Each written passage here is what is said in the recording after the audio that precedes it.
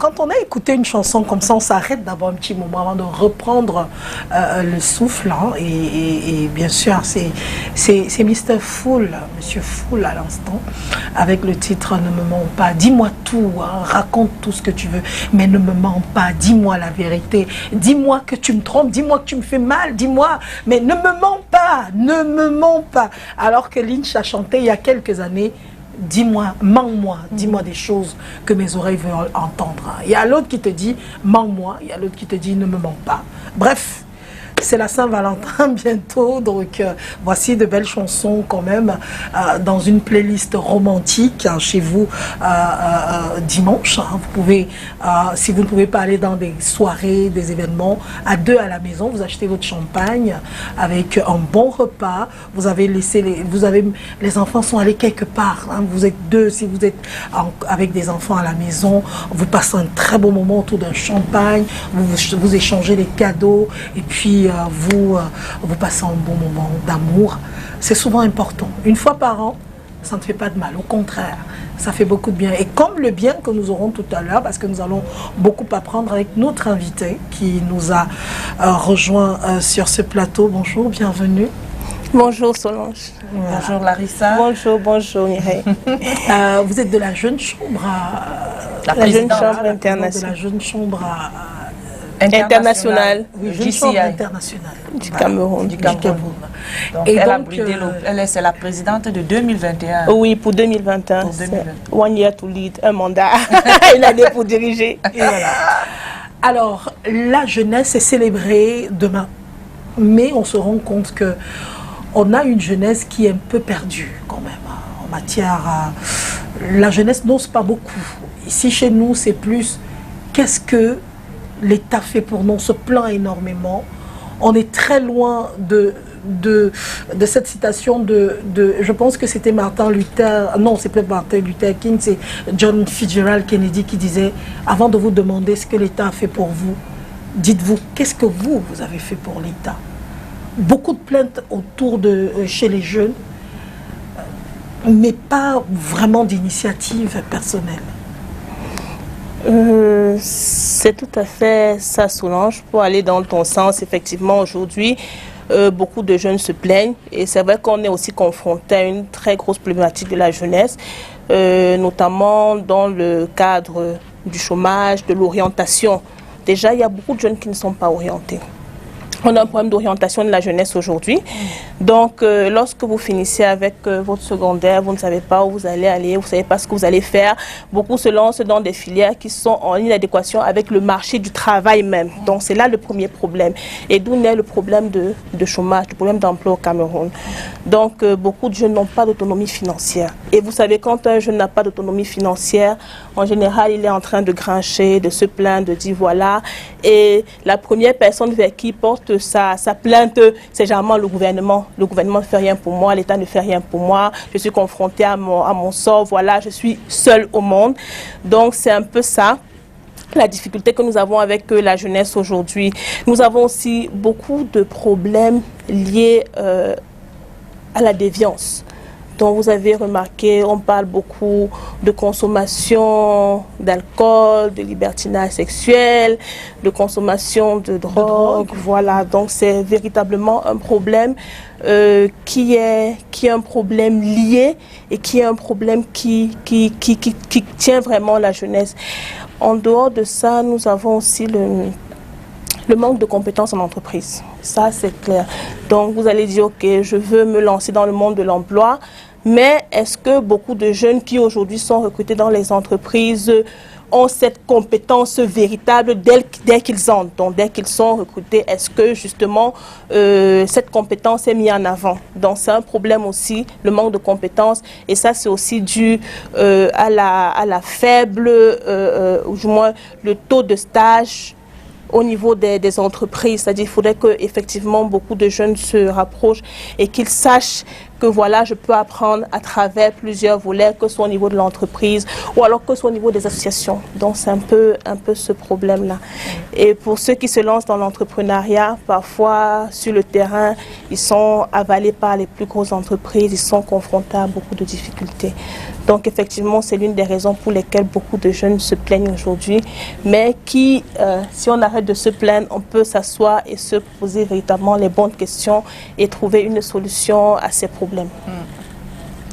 Alors, voilà, bon, puisqu'on s'intéresse à cette jeunesse aujourd'hui, parlant justement, ça c'était un constat et puis vous avez donné votre opinion. Maintenant, si on parle de l'avantage du bénévolat pour le développement de la jeunesse, est-ce que les jeunes même d'abord aiment le bénévolat? Les jeunes d'aujourd'hui là, que tu demandes un service, un jeune te rend, il veut absolument que tu lui donnes quelque chose. Malheureusement, c'est ce que nous remarquons pour aller dans ton sens, justement, Mireille. Beaucoup de jeunes aujourd'hui ne comprennent même pas l'importance et l'avantage. C'est pas parce que vous ne faites pas quelque chose, parfois c'est par ignorance. Qu'est-ce que le bénévolat peut m'apporter, moi, en tant qu'individu? Beaucoup de jeunes sont lancés sur le volet financier. Ok, je te fais ça, tu me donnes ça, je te rends tel service, tu me payes automatiquement. Donc ça c'est véritablement, c'est pour ça la problématique du bénévolat. Il faut d'abord comprendre, c'est même d'abord quoi le bénévolat. Est-ce qu'ils comprennent, c'est même quoi le bénévolat? Le bénévolat, il faut comprendre que le bénévolat, c'est un acte d'engagement. Quand on parle de bénévolat, on parle de gratuité. C'est-à-dire, je m'engage en tant que personne à exercer une activité X ou Y dans le but d'apporter une solution ou dans le but d'accompagner ma communauté à trouver une solution à des problèmes bien précis. Donc, généralement, dans le bénévolat, vous ne gagnez pas. C'est-à-dire, vous n'avez pas de rémunération financière. Vous n'avez pas d'argent, donc vous donnez de votre temps, vous donnez de votre énergie, parce que vous croyez forcément à une cause, vous croyez à ce que vous êtes en train de faire. Et contrairement au volontariat, parce que beaucoup de gens confondent ces deux notions, bénévolat et volontariat. Dans le bénévolat, il y a des volontaires, des personnes qui s'engagent justement pour des causes, mais à ce niveau, il y a un statut juridique qui accompagne ces personnes et ils ont ce qu'on appelle des indemnités.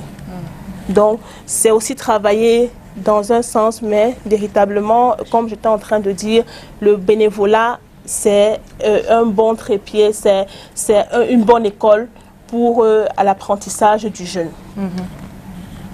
Alors, maintenant, donc, on a fait une différence entre le bénévolat et le volontariat. Volontaire, en français facile. Oui, volontaire en français facile. En français facile, c'est que je viens, c'est pour faire ce que je donne de mon temps. De mon énergie, de ma personne, en tant que volontaire. Et maintenant, je peux avoir une indemnisation. On peut me payer. Oui, on peut me donner. C'est pas forcément la hauteur de ce que tu donnes. Oui, mais on me donne quelque chose, une motivation. Une motivation, voilà, c'est ça, une motivation. Par contre, le bénévolat, je n'attends rien. Rien du tout. Au contraire, c'est moi qui apporte, c'est moi qui donne. Parce que je crois véritablement à ce que je suis en train de faire. Bon, maintenant, alors, avec la jeunesse d'aujourd'hui, là, comment un jeune devrait comprendre qu'il y a un avantage à faire du bénévolat? Déjà, avant d'aller à l'avantage de faire le bénévolat, il faut comprendre si je suis portée pour faire le bénévolat. Qu'est-ce qui me caractérise en tant qu'un bénévole? La première des choses en tant que bénévole, c'est d'adhérer à un groupe, une association à laquelle on croit aux valeurs, à la mission et à la vision. C'est très important. Je ne peux pas adhérer à une association qui dit excusez-moi, on ne mange peut-être pas du porc, je prends un exemple, et alors que moi j'en consomme. Ça veut dire que là déjà il y a un déphasage entre les deux. Donc du coup, il faut déjà premièrement, savoir adhérer à l'objectif, adhérer à la vision, à la mission de l'association. En deuxième lieu, il faut aimer travailler en équipe. Parce que quand vous travaillez en tant que bénévole, vous êtes amené à côtoyer plein de monde. Avec chacun son caractère, son humeur, sa façon d'être. Donc c'est très important de savoir travailler en équipe, savoir accepter l'autre tel qu'il est et savoir manager avec ses tares, avec ses qualités aussi. Et savoir manager justement pour voir comment avancer et avoir un but commun. Donc c'est très important.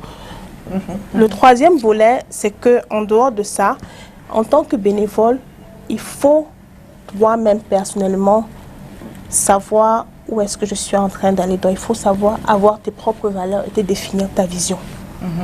Ça veut dire que je suis bénévole, oui, mais pourquoi? Est-ce que la cause à laquelle j'adhère, c'est une cause qui me sied? Est-ce que la cause pour laquelle je suis en train de m'aventurer, c'est une cause que j'épouse? Donc, c'est très important quand on veut être quelqu'un qui adhère au bénévolat. Donc, quand on veut être un bénévole plein. Maintenant, pour ce qui est des avantages du bénévolat, si on veut switcher par là, pour ce qui est des avantages du bénévolat, il est important, et je dis très important, quand on fait le bénévolat, de se sentir bien. Quand vous savez que vous avez fait quelque chose de bien pour votre communauté, pour votre prochain, ça, vous vous sentez bien. Donc, c'est la première chose, se sentir bien, se sentir utile pour sa communauté. Ça, c'est très important. Pour ceux qui ont même un problème, on va dire, d'estime de soi ou de confiance en soi, c'est très important parce que lorsque vous savez que vous êtes utile, vous savez que vous n'êtes pas une valeur égarée, on va dire ça comme ça. Vous savez que vous avez un but et ce but, vous l'avez atteint. Le deuxième avantage, comme je l'ai dit, c'est d'acquérir des compétences. Exact. Parce que quand vous êtes bénévole, et que vous vous donnez, vous avez des compétences que vous ne trouvez pas forcément sur les bancs de l'école. À l'école, on ne vous apprendra pas à planifier, à gérer le temps, à gérer les autres, à être sociable. Et on apprend ça en vie associative. En vie associative, c'est quelque chose de très important. Donc, vous allez acquérir des compétences. Je peux être juriste, mais je me retrouve en train de être trésorier. Donc là, j'acquiers des compétences en matière de gestion financière. C'est quelque chose qui est aussi bien pour moi et qui peut être un plus demain si je veux me vendre ailleurs. Ça, c'est pour les plus jeunes. En dehors de l'acquisition des compétences, nous avons aussi le networking, j'appelle le réseau. Aujourd'hui, on évolue en réseau.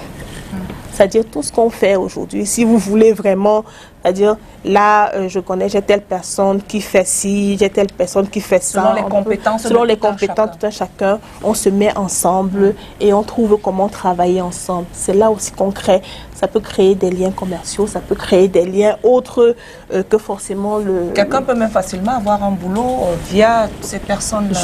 Justement. Donc je connais X, je connais Y qui peut embaucher tel, qui peut embaucher X. Qui assurer l'avantagerait d'abord la personne qui est dans l'association avec elle. Ça, c'est clair. C'est pour ça que c'est l'avantage d'être dans un groupe, parce qu'il y a ce réseau-là qui est prédominant. Donc aujourd'hui, on n'évolue pas seul. Aujourd'hui, on évolue. Oui.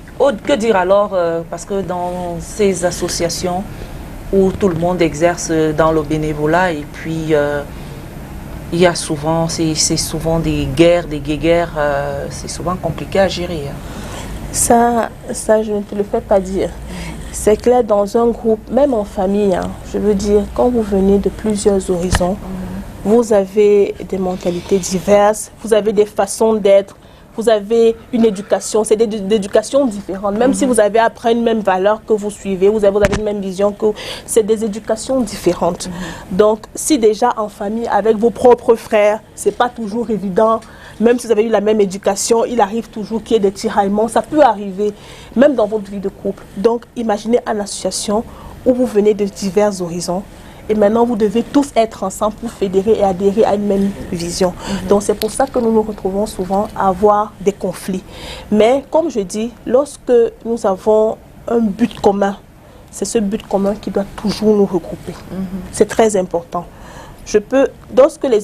Lorsque vous laissez de côté, comme je le dis souvent, vos intérêts personnels et que vous adhérez aux intérêts du groupe, je pense qu'à ce moment, vous allez vous rappeler chaque fois pour quelle raison je suis là.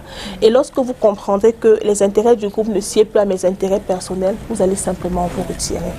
Donc, pour en venir au conflit qui sied souvent dans les organisations, les associations, ça existe. C'est partout, c'est la même chose, mais il faut trouver juste un point de convergence.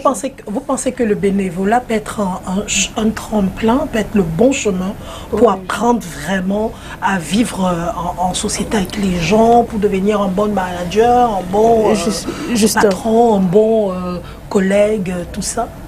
Oui, Solange. Oui, c'est là où j'en arrivais justement avec les avantages, c'est que je parlais de la sociabilisation. Donc, vous apprenez à vivre avec les autres, vous apprenez à manager, vous apprenez à diriger. Et ce n'est qu'en association qu'on pourra vous permettre de faire certaines erreurs sans pourtant vous blâmer. Vous blâmer, justement. Donc, c'est là que vous faites vos classes. Et quand vous avez acquis ces expériences, il est facile pour vous de pouvoir maintenant dans la vie active, que ce soit dans le cadre de l'entreprise, que ce soit dans le cadre de l'entrepreneuriat, que ce soit dans le cadre, je vais même dire pour ceux qui s'engagent dans les causes politiques et tout, il est plus facile pour vous de savoir comment manager parce que vous avez déjà eu cette expérience en amont. Alors, un jeune, par exemple, un jeune universitaire qui il sort de l'école, il veut forcément travailler. Qu'est-ce qu'il faut pour lui, pour qu'il puisse vraiment, véritablement entrer dans la vie active? Est-ce que forcément il doit se mettre en association pour faire du bénévolat? Ça devrait l'occuper, histoire d'acquérir des connaissances. Ma question. Oui, pour aller dans le même sens, là pour la question, je vais même encourager le jeune à être dans les mouvements associatifs, même avant, pendant qu'il est encore sur les bancs à l'université, je veux dire dans le cadre académique, parce que c'est là son tremplin. Et lorsqu'il quittera ce cadre pour aller maintenant dans le volet professionnel, il aura déjà acquis cette expérience qui sera beaucoup plus facile pour lui. Je veux dire, il est plus facile pour quelqu'un qui recrute en tant que recruteur de prendre quelqu'un qui a une expérience dans le travail en équipe, dans la gestion des autres, que de prendre quelqu'un qui est excellent, qui a toujours eu 20 sur 20, du moins qui est excellent, mais qui n'a pas cette faculté de travailler avec les autres, qui est, je vais dire entre guillemets, presque associable. Donc pour le jeune qui parle de quitter, qui parle de trouver de l'emploi, il est bon déjà, si vous n'avez pas un emploi, de trouver où vous allez faire un stage. J'ai parlé des stages. Donc, je pense que les entreprises ici dehors ont la capacité d'offrir au moins des stages aux jeunes. Là, c'est une façon pour vous de déjà mettre en avant les compétences que vous avez acquis sur les bancs de l'école, du moins le savoir que vous avez acquis. Et maintenant de rentrer en association parce que en dehors des compétences académiques que vous avez, du moins des acquis académiques que vous avez, les compétences que vous apprendrez en association vous permettront d'être meilleurs. Et je peux vous assurer, même sur le plan du recrutement pour ceux qui veulent chercher du travail, c'est un point qui est mis en avant. Mais moi, je voudrais vous poser une question. Est-ce qu'une personne associable, une personne qui n'aime pas, par exemple, les associations, les groupes, etc., ne peut pas être un bon employé ou bien un bon...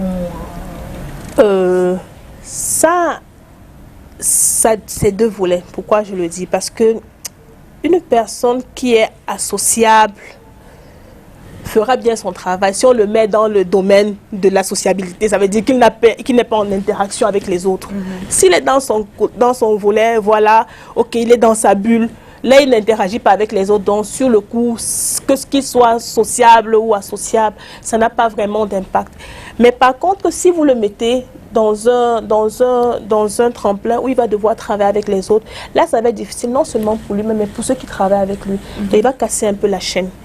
Donc c'est pour ça que pour ceux qui ont ce caractère-là, pour ceux qui ont cette personnalité ou bien cette caractéristique d'associabilité, entre guillemets, il faudrait déjà travailler dessus en premier lieu. Et en deuxième lieu, il faudrait peut-être, si vous voyez que vous ne pouvez pas travailler ce volet, trouver des orientations qui ne vous mettront pas toujours en contact avec les autres. Wow. Parce que je connais des gens qui ont du mal à être, qui sont pas sociables du tout. Qui n'aiment pas beaucoup. Ce n'est pas qu'ils détestent les gens, mais ils ne s'en sortent pas au milieu des gens. Et comment est leur interaction? Rester dans leur petit coin. Ils n'aiment pas trop les histoires d'associations, de réunions, de trucs comme ça. Mais ils aiment bien les gens, mais c'est comme une contrainte pour eux. Ok, je comprends. Je parle de moi. Ok. Ok, là j'ai compris. Tu viens parler de toi. Elle est jeune, bien sûr. Non, je prends mon exemple parce que je ne suis pas seule. Je suis sûre qu'il y a des gens comme moi. J'aime bien les gens, mais je n'aime pas les associations. D'accord. Des groupes où les groupes Facebook, les groupes WhatsApp, j'en crème. Parfois même j'en crème et je ne fais même pas partie. Les gens sont étonnés que comment tu crées? Toi-même tu ne participes pas. C'est fatigant. Ok. Bon, c'est vrai que c'est pas tout le monde n'est pas pareil, mais comme je dis, malgré ce côté, tu vois la joie de vivre que tu procures aux autres quand ils t'écoutent parler, quand c'est aussi cette forme d'interaction parce que ça ne se ressent pas dans ta façon d'être avec les autres. C'est ça, alors si tu arrives à travailler ce volet et que malgré ce côté-là, tu arrives à interagir avec les autres, c'est que tu as gagné. C'est que c'est un avantage pour toi. Moi, je vais revenir, moi je parle, comment est-ce qu'un jeune peut réussir à trouver, à se développer dans le bénévolat? Comment il peut réussir à se développer? D'accord. Un jeune peut réussir à se développer dans le bénévolat en faisant déjà, en prenant des responsabilités. C'est le premier point. C'est-à-dire que quand vous entrez dans une association, faites l'effort de prendre des responsabilités. Il y a beaucoup qui fuient. Or, c'est cette responsabilité qui vous prépare aussi pour le... Il faut prendre des responsabilités. Ça, c'est très important. Maintenant, pour d'autres associations qui quand même mettent un accent sur le renforcement des capacités ou sur la formation, il faut vous former. C'est très important. Donc, formez-vous, apprenez au-delà de ce que vous avez appris sur les bancs de l'école ou que vous êtes en train d'apprendre sur les bancs de l'école. Troisième point, c'est qu'il faut travailler le réseau. Quand je dis, vous pouvez être en association, mais si vous ne travaillez pas votre capacité à interagir avec les autres et que vous êtes dans votre coin, vous ne gagnerez pas. Vous ferez ce qu'on vous demandera de faire, vous serez dans votre coin, vous n'allez pas interagir avec les autres. Tiens, je suis avec Solange, je suis avec Mireille, tiens, j'appelle Mireille. Mireille, comment tu vas de temps en temps et tout. Donc ça crée, ce qui fait que même quand les gens ont un besoin ou bien ils ont une opportunité, la première personne à qui ils pensent, c'est d'abord à vous parce que vous êtes présent. Donc c'est très important. Vous êtes présent et vous manifestez votre intérêt à être toujours disponible, même dans les fonctions qui vous sont confiées au sein de l'association. Maintenant, comme je disais, ça crée le réseau. Et quand je parlais de formation, pour ce qui est de l'organisation de la DCI Cameroun, de la Jeune Chambre internationale, nous avons, nous aussi, ce qu'on appelle le renforcement des capacités en matière de formation, où nous accompagnons les jeunes justement à être de véritables leaders. Et nous avons toute une panoplie de formations. Non seulement nous accompagnons, nous vous donnons le savoir-faire, mais nous vous permettons d'avoir aussi le savoir-faire. Donc vous pouvez aussi, en plus d'être formé, vous pouvez aussi apprendre à donner cette opportunité, à former les autres. Donc, comme je disais, pour un jeune qui veut vraiment réussir en association, il faut qu'il soit dynamique. C'est sa dynamique qui déterminera où est-ce qu'il pourra aller. Autant vous donner, autant vous recevez. Si vous pensez vous asseoir et ne recevoir que des autres, vous n'irez pas bien loin. Mais pourtant, si vous arrivez aussi à donner, à être présent, je pense que les personnes qui sont présentes autour de vous sauront que voilà quelqu'un sur qui je peux compter et voilà quelqu'un avec qui on peut cheminer. Wow. Pourquoi est-ce que c'est important, par exemple, pour un jeune de se lancer dans le bénévolat? D'accord. Pourquoi c'est important pour par exemple, ceux qui nous regardent aujourd'hui, pourquoi est-ce que je peux devenir bénévole aujourd'hui? Surtout que nous, la jeunesse actuelle de ce jour, n'est pas intéressée par l'alcool, les choses. Ils ne sont pas intéressés par ça. Ils passent le temps à rêver. Même au lycée, dans ils rêvent d'aller en Europe. Ils regardent des émissions où on montre comment quelqu'un a réussi. Et là, ils rêvent étant assis. Ils sont chez eux et ils se disent, ils écoutent la musique urbaine, ils sont concentrés, mais l'essentiel même, ils ne font pas. Mais comment inculquer ça à ces jeunes? Comment leur inculquer qu'ils peuvent réussir, même dans le bénévolat, parce que c'est d'abord un développement humain personnel. Comment faire comprendre? Quelles sont les astuces, Larissa, que vous pouvez donner à ces jeunes-là aujourd'hui qui ne s'intéressent même pas à ça? Je suis sûre Ça, que nous, on parle d'un sujet comme ça, même, je ne suis pas sûre qu'ils sont devant l'écran pour regarder. Quand nous étions au lycée, on avait le club journal, le club musique, le club scientifique, le club danse, le club... Aujourd'hui, même quand tu... Ma fille est rentrée l'autre jour me dire, maman, je vais entrer dans le club. Je dis, lequel club tu as choisi? Il y a club mode et culture. J'ai dit, ok, ça te ressemble beaucoup. Bah vas-y. Et elle est entrée dans le club. Une des rares du jeunes qui s'intéressent. Aujourd'hui, c'est incroyable. On ne voit plus ça. Malheureusement, on ne voit plus ça, Solange, parce que, comme nous le disions au début de l'émission, avec les jeunes, c'est tu me donnes, je te donne. Oui, parce que même tu vois un jeune dans la rue qui, quand tu as un problème avec la route, ta voiture, pour peu qu'il vienne t'aider, il attend quelque chose en retour. Même le renseignement. Le renseignement, même. Bonjour mon petit, parce que la jeunesse aujourd'hui, et il attend quelque chose. Tu as combien? Tu as combien? Non, même moi, tu es même sûr, il veut d'abord que tu paies avant d'aller. Oui, mais moi, je te parle de celui qui, tu tombes en panne. Tu as une panne. Il faut pousser la voiture, les gars te poussent la voiture. Dès qu'ils ont la voiture à démarrer, tu les vois, ils affluent devant ta voiture parce qu'ils attendent quelque chose en retour. Oh, on a plus cette jeunesse d'avant là où on était fiers de pousser la voiture, Est-ce que ça va exister encore dans 5 ans, disons? Le bénévolat doit exister. Ah. Ok. C'est très important. Le bénévolat doit exister et je pense que ça va commencer aussi par nous les parents. C'est à la base. Parce que de la façon par laquelle vous orientez votre enfant, c'est la ligne directive qui suivra tout au long de sa vie. Donc nous sommes les premiers miroirs de nos enfants. Et comment vous réagissez et comment vous orientez. Je suis contente, Solange, parce que tu m'as dit ta fille a voulu faire le club, mais tu n'as pas dit non. Pourtant, il y a des parents qui vont dire non, il faut que tu étudies. Les cahiers. On a vu beaucoup d'enfants comme ça, après qui font des dépressions. Donc, cahier et encore cahier. Un petit enfant de 13 ans qui a bu de l'eau de Javel. Voilà. Parce que c'était cahier.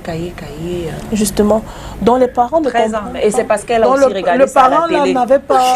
Non, le truc là, moi, il dit qu'elle regarde trop la télé. Mais elle a raison, le parent là, lui, il n'a pas été jeune, il n'était pas au lycée. Non, au lycée, j'étais dans beaucoup de clubs en même temps. Non, il ne refuse parce qu'il se plaint que non, c'est parce que on lui met la pression pour les études. Nos parents ne nous mettaient pas la pression pour les études. Parce qu'il y a un problème aussi, et quelque part elle a raison quand même, parce qu'il y a des parents qui ont, on va dire quoi, qui ont leurs rêves sur leurs enfants. C'est-à-dire... Ils veulent réaliser leurs rêves au travers de leurs enfants. Je n'ai pas pu être médecin, j'ai échoué, je veux que mon enfant, lui... Et c'est les parents qui sont les premiers à les motiver. Les enfants sont petits. Hein. Mon fils est sorti premier de la classe en concurrent. Mon fils a eu le BPC à 13 ans. Ils aiment ça. C'est comme s'ils avaient de la valeur plus quand ils parlaient de leurs... C'est des êtres humains avant tout. Non, moi je viens sur le problème. Moi je ne suis pas sur ce... Je prends pas ce côté-là. Moi j'ai un exemple palpable d'un enfant de 13 ans qui prend de l'eau de Javel sous prétexte qu'on lui met la pression pour les études. Nos parents ne nous fouettaient pas quand on n'avait pas les bonnes notes à l'école. Moi je veux savoir, hein. Nous on allait à l'école et on avait la pression d'avoir des bonnes... on avait une pression pour avoir un bon résultat. Tu n'avais pas un bon résultat, tu étais fouetté. Et c'est pas pour autant qu'on a pris de l'eau de Javel, on a bu. Hein? Nous, c'est parce que les enfants regardent la télé, Solange. Disons, la télé étrangère, tu vois un enfant, il y a aussi des parents, justement, les parents... Comment un enfant pense même qu'il doit boire l'eau de Javel pour parce que son père rêve qu'il devienne pilote demain et il lui met une pression énorme. Non, Solange, je dis que je parle d'un exemple, je suis pas d'une histoire vraie. Le père ne met pas de pression ou quoi que ce soit. La seule pression que le père met, c'est la pression que nos parents, comme nous faisaient. Tu dois avoir de bonnes notes. Alors pour cela, je te prends des répétiteurs pour que tu aies de bonnes notes. Tu as vu un enfant qui parlait de se suicider parce que son père lui prend les répétiteurs pour avoir une bonne note. Son père ne veut pas les bonnes notes. Son père veut qu'il soit premier. C'est deux choses différentes. Bonne note et premier, les enfants Le ont la père pression. ne Moi, veut- je connais le un... père je ne veut connais- pas. Moi, je ne peux pas. Moi, je te dis que c'est. Je te parle d'une histoire. Je parle de la Si base ce n'est d'une que bonne histoire. note, C'est pour avoir le mais niveau. les C'est pour parents permettre exigent à l'enfant aujourd'hui d'avoir d'être premier. le niveau pour que l'enfant travaille bien. Moi, même si aujourd'hui, moi j'ai un enfant qui double les classes chaque année, je suis obligée de prendre un répétiteur pour pour remonter ses notes. Parce que justement, le côté là, moi, je ne suis pas apte, je ne peux pas enseigner là-bas, je n'ai pas fait la technique. Donc, du coup, je ne peux pas lui enseigner la gestion, je ne peux pas lui enseigner le courrier. Il y a encore des petits trucs que je peux donner mon point de vue, mais la pédagogie là, je n'ai pas. Parce que c'est ce qu'il fait. Ce n'est pas pour qu'il soit premier de la classe, mais c'est pour qu'il ait de bonnes notes. Et quand on tombe alors comme ça, comment l'enfant, pour moi, je trouve inconcevable qu'un enfant puisse dire qu'il aille se suicider. Ok, c'est vrai Mireille ce que tu es en train de dire. Je vais rejoindre vos deux points parce qu'en fait ça se rejoint. Un enfant de 13 ans qui pense à se suicider, c'est parce qu'au préalable les parents n'ont pas vu ça venir. Et si les parents n'ont pas vu ça venir, ça veut dire qu'ils ont délégué l'éducation des enfants au répétiteur et à une autre personne. Donc en fait l'enfant se sent seul dans son coin et pas accompagné. Le parent paye pour les répétiteurs, les études, et je ne sais pas tout, mais si lui-même n'est pas présent pour suivre l'évolution de l'enfant, quand je parle de suivre, c'est-à-dire gérer cette communication, cette interaction avec l'enfant, il est normal qu'à un moment donné, l'enfant se demande, mais si ce n'est que ça qu'est ma vie, et surtout avec tout ce que les médias nous montrent aujourd'hui, avec les films et tout, l'enfant va se faire son propre film, et après il va boire de l'eau de Javel. Donc ça revient à, le parent met la pression pour que l'enfant soit meilleur parce qu'il veut réaliser ses rêves à travers son enfant. Et c'est ça le problème.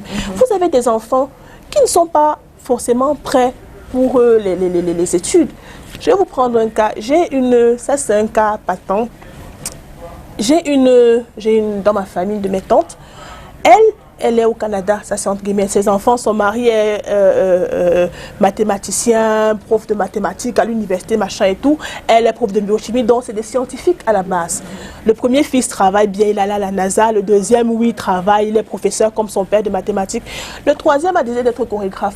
Pour elle, c'est la malédiction. C'est le perdu de la famille. C'est celui-là qui va suivre la famille. C'est une abomination. Oui, on doit même le tuer. Parce qu'elle estime qu'elle ne peut pas avoir son mari à ce niveau, l'enfant, elle-même elle à ce niveau, et l'enfant choisit d'être chorégraphe.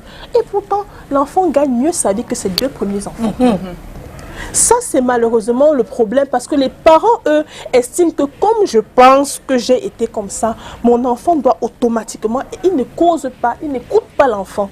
Parce que nos enfants d'aujourd'hui ne sont pas comme nous avant. Hein. Avant, nous, on savait qu'on jouait au pouce-pion-bi, machin et tout. Quand papa te fouette un peu, voilà, tu te mets dans tes cahiers. Aujourd'hui, c'est pas ça parce que le monde évolue et les enfants évoluent avec ce monde. Donc aujourd'hui, si vous vous en tenez simplement au fait que je vais aussi faire comme mon père faisait avec moi, je vais payer les répétiteurs, je vais faire tout, et vous ne créez pas cette interaction, vous perdez votre enfant. Soit c'est vous qui l'élevez, soit c'est les autres qui le font. Il n'y a pas de demi-mesure. Ok, c'était pour maintenant pour aller sur les astuces pour intéresser les jeunes au bénévolat. Qu'ils sachent que quand je vais comme ça, là, je pousse la voiture d'un grand. Son merci est beau. Ça me suffit. Comment faire comprendre à ce jeune-là que le merci, même là, c'est la bénédiction même de Dieu par rapport à... Mais on va aussi rappeler qu'il y a pour d'autres, le merci, c'est le caillou. Oh, mais attends, Solange, allons sur un exemple palpant, non, ma chérie. Et regarde, attends, il pousse la voiture. Moi, je te dis, Solange, je suis tombée un jour, on a poussé c'était au niveau de PK14. Donc, je sortais de Yassa avec un ami. Donc, on est entré, il y a un trou, une dalette, on appelle ça quoi, les dalettes. Hein? Oui. Une dalette qui a sauté et la voiture est entrée. Viens voir l'affluence quand les jeunes là venaient pour pousser la voiture. Mais dès qu'ils l'ont poussé, on est sorti de là. Mais ils sont venus là comme ça. Grand, c'est moi qui ai fait. Hein? Grand, c'est moi qui ai fait. L'autre dit que non, ce n'est pas moi. Non, ce n'est pas moi. C'est 4000 francs CFA qui sont sortis ce jour-là. Wow. Parce qu'ils attendaient quelque chose en retour. Et moi, j'ai dit, c'est pas bon du tout. Pas du tout. Attends, le merci du grand, vous aurez même fait, mais merci mes petits. Il faut que ça vienne même du grand. que le grand dise que je te donne, merci pour ce que tu as fait. Non, eux, là-bas, on bouscule. Mais comment donc amener ces jeunes-là à comprendre qu'un service rendu, tu ne peux pas forcément avoir toujours un retour mercantile. C'est pas un truc, c'est pas mercantile le service, c'est pas toujours mercantile. Ok. Donc, comme je disais tantôt, avant qu'on arrive, je parlais de la base. C'est d'abord l'éducation. C'est d'abord nous les parents qui sont un problème pour l'éducation des enfants. Si vous n'apprenez pas déjà à votre enfant à la base que vous pouvez aider un aîné ou un grand sans attendre quelque chose en retour, comment voulez-vous que demain il ne fasse pas la même chose? Ce n'est que normal qu'il ne retransmette que ce qu'il a appris. Parce que c'est vous qui le façonnez à la base. Donc tout ce qu'on va dire que les enfants ne veulent pas faire le bénévolat, c'est parce que quelque part, les parents aussi ne sont pas porteurs, ne sont pas favorables.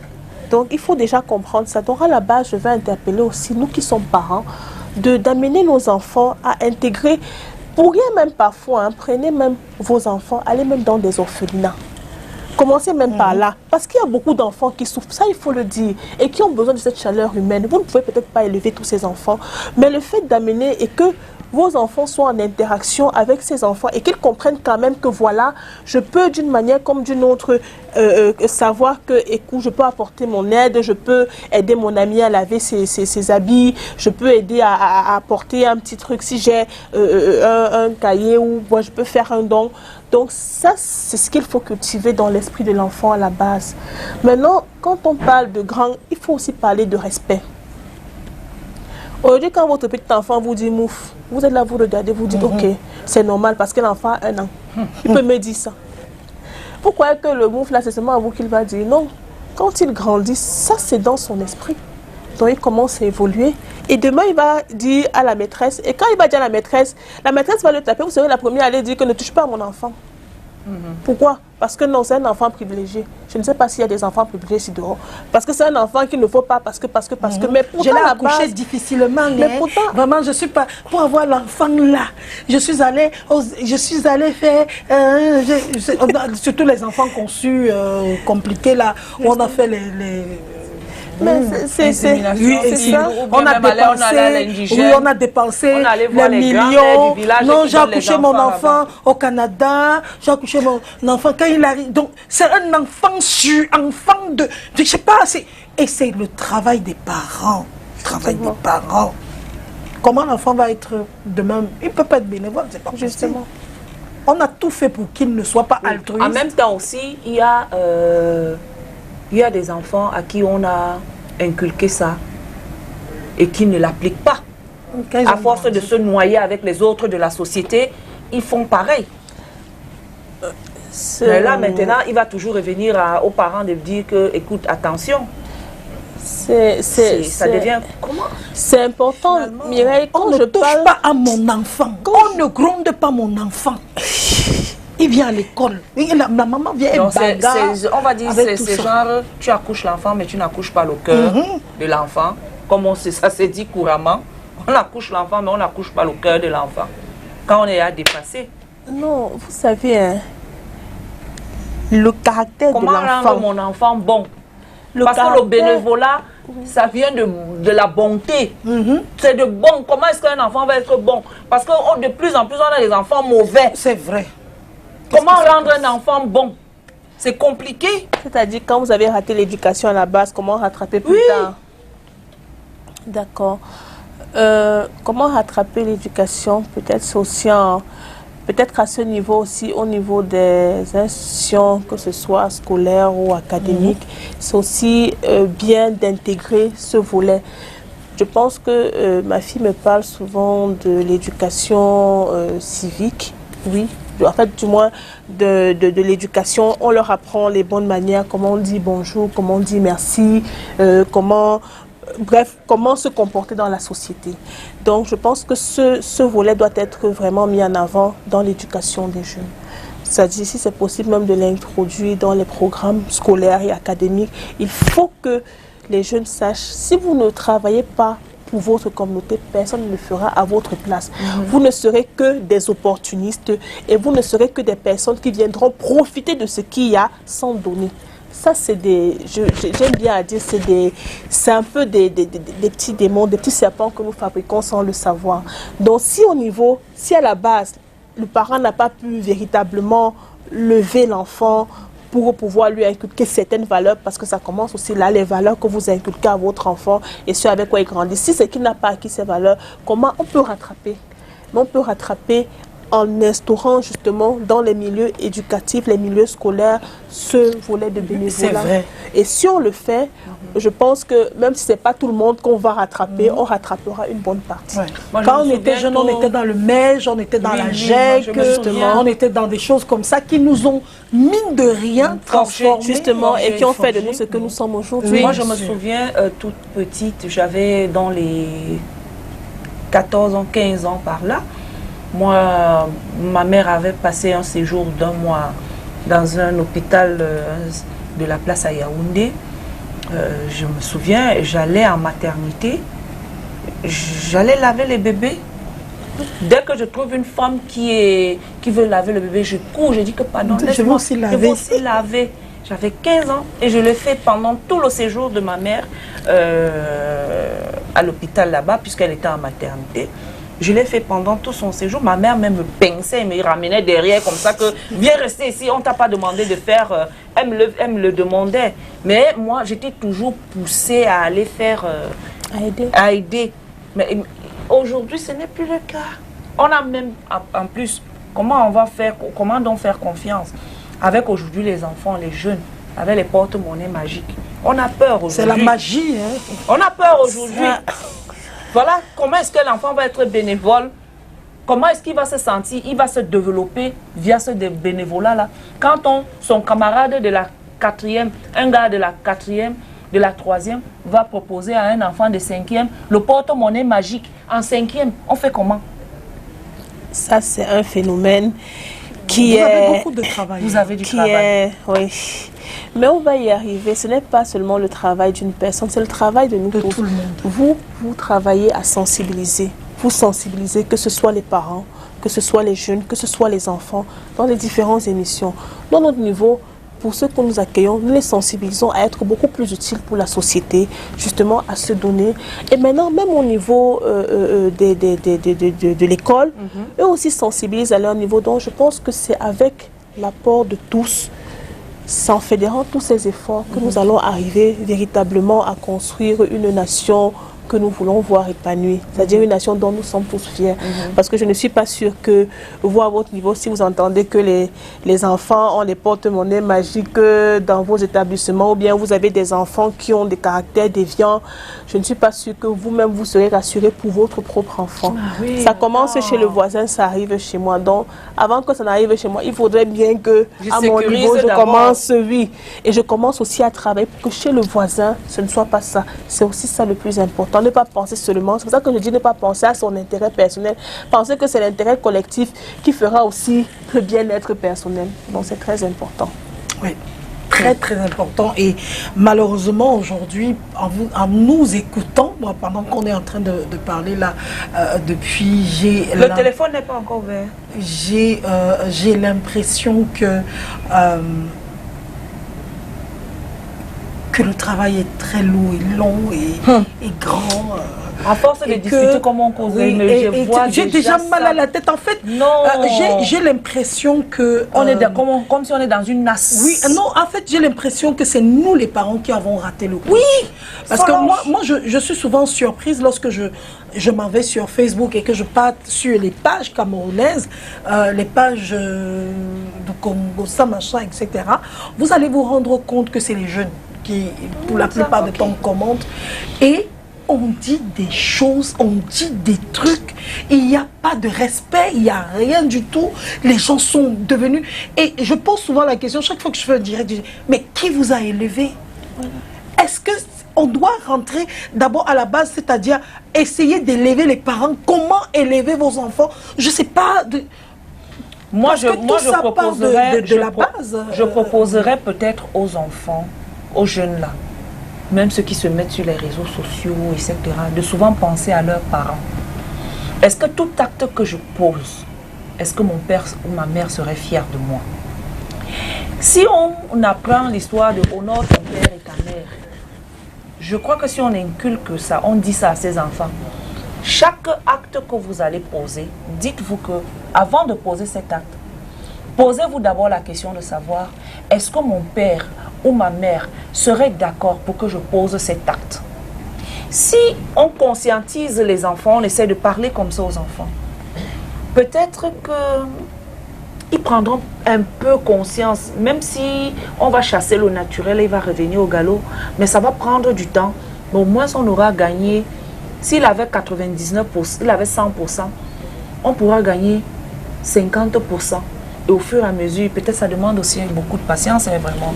Larissa, vous avez du boulot. Du moins, on a du boulot. Hein. Nous allons nous y mettre. Ah, et maintenant, il faut que... Comment donc vous devez faire? Qu'est-ce que vous pensez faire pour agir par rapport à cela? D'accord. Concernant... Moi, je voulais poser aussi une question qui va dans le même sens. Comment donner le goût aux enfants? Comment leur donner le goût au bénévolat? C'est ça. Okay. Nous déjà, dans nos différentes actions, nous interagissons dans plusieurs villes et nous faisons des projets qui mettent justement en rapport les jeunes. C'est pour ça que nous travaillons beaucoup avec les localités. Parce que le problème qu'il y a à Douala, c'est le même problème que vous allez rencontrer à Yaoundé. C'est le même problème que vous allez rencontrer. Donc, dans le problème de la jeunesse, c'est vraiment un problème universel. Même pas seulement ici au Cameroun. Parce que c'est pour ça, comme je disais, que l'organisation n'est pas seulement ici au Cameroun, c'est dans pratiquement 135 pays dans le monde. Dans la Jeune Chambre internationale, c'est 135 pays dans le monde. Et c'est vraiment... comme on dit, le renforcement des capacités, l'accompagnement des jeunes et maintenant montrer le bien fondé aussi du bénévolat, du don de soi pour ta communauté. Pour répondre, pour justement venir à ta question, Mireille, comment est-ce qu'on peut amener, quelles sont les actions que nous pouvons mettre sur pied pour justement apporter notre pierre à l'édifice, comme on va dire comme ça. Donc, comme je disais, nous travaillons avec les jeunes, nous faisons beaucoup de projets, nous faisons des formations, nous faisons des causeries éducatives, que ce soit en ligne ou que ce soit physiquement. Nous travaillons avec les mairies de nos différentes communautés, nous sommes implémentés et nous travaillons surtout beaucoup avec les jeunes. C'est-à-dire, comme je dis, la sensibilisation ne commence pas seulement avec le jeune de dehors, ça commence avec d'abord ceux qui vous entourent. Comment vous gérez vos petits frères, comment vous gérez vos cousins, comment vous gérez vos voisins, comment vous gérez, quel est l'impact et quel est ce que vous ressentez de vous, comment est-ce que les autres vous voient. Donc c'est d'abord ça, on travaille sur nous et maintenant on travaille à renforcer les capacités de ces jeunes via des causeries éducatives. Et nous travaillons bien évidemment avec beaucoup de partenaires qui nous accompagnent dans cet élan. Donc les partenaires médias, les partenaires institutionnels, les partenaires, les entreprises aussi, donc, qui effectivement prennent sur eux de comprendre que voilà, c'est un problème qui est très important. Donc beaucoup de causeries éducatives et ça ne rejoint pas seulement le jeune, même le parent. Parce que pour une de nos jeunes, un jour, elle a créé un concept où elle donne des conseils aux jeunes filles. Je vais le prendre pas en tabou ici. Comment déjà même mettre une simple garniture. Voilà. Donc, il y a beaucoup de jeunes qui ne savent pas. Parce que justement, les mamans ne causent pas avec eux.